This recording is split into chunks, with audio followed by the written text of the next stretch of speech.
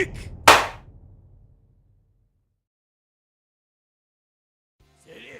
Did you hear that? That's a pretty hype title screen, wouldn't you say? Hi everyone, this is Retro Gamer Ranting, and welcome to another review, this time of a fun two-button fighting game by Iron Galaxy called Divekick! Okay, when I say it, it just sounds really bad. I'll just leave it on the title screen. But Twitch, you're telling yourself, how can you play a one-on-one fighting game with just two buttons? Simple! They've done it! In Divekick, you have a dive button and a kick button. One of them jumps, the other one kicks. And if you're standing on the ground and you hit the kick button, you do a kickback, which jumps backward. It's amazingly simple and easy to get into, even for non-fighting game fans. And the good part is, non-fighting game fans can actually be good at it. Now the rules go like this. You choose from a wide variety of goofy cast of fighters, each with their own special moves that they can either do on the ground or in the air, depending on how much kick meter they have, and different kinds of dive kicks as well, and you get into a 5-round match. Now, I know what you're thinking, isn't 5 rounds a little extreme? No, not when it's one-hit kills. That's what makes things so intense in this game, and actually adds a bit of strategy.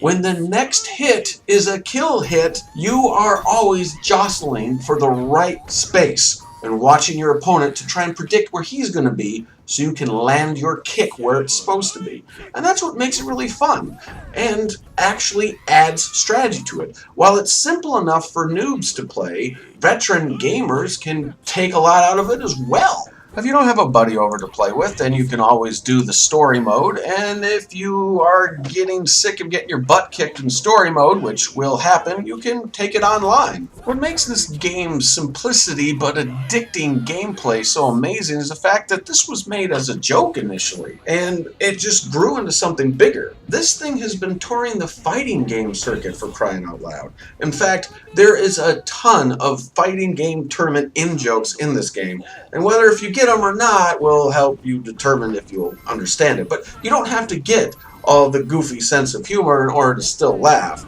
You'll get a couple of the parodies, like a character called Dr. Scholes, who's basically a female version of Dr. Doom.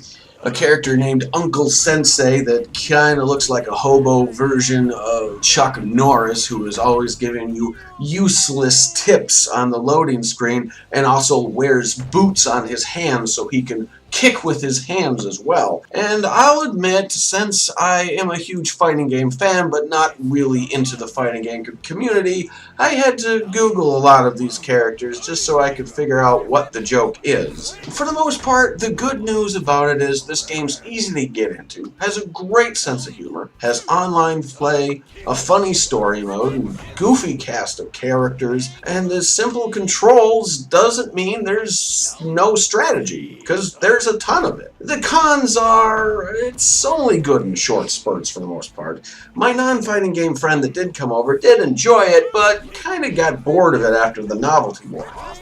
So you might find yourself playing in short spurts, unless if you're heavy into the tournaments. And a small nitpick would be the cast looks a little bland.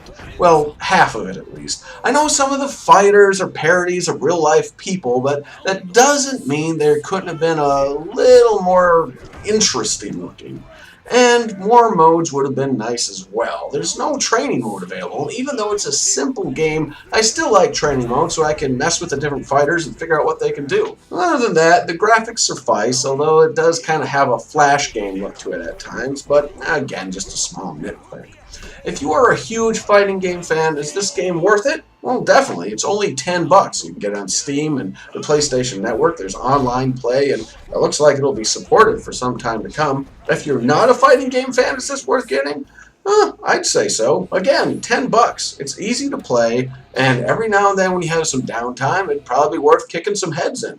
You don't have to be an expert. You don't have to remember down-to-back kick. You don't have to block. You just have to fight for space. It's simple controls, it's simple fun, and it's simply hilarious. And that's Divekick. There you go, folks. Go have some fun. Till next time, game fans, keep playing, and thanks for watching.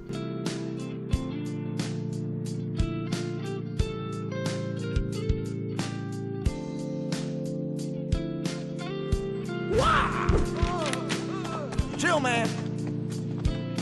Squatters' rights.